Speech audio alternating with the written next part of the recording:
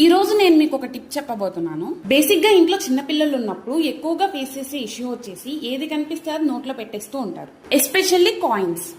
దీన్ని ఓవర్కమ్ చేయడానికి నేను ఫాలో అయిన టిప్ ఏంటంటే కిడ్డీ బ్యాంక్.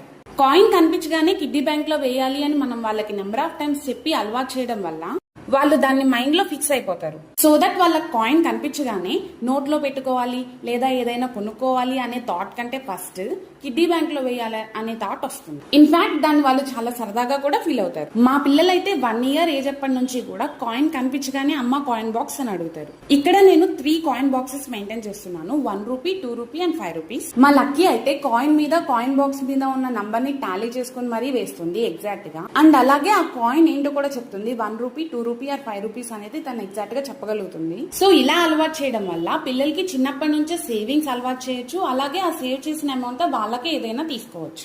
ఈ టిప్ మీకు ఎలా అనిపించిందో తప్పకుండా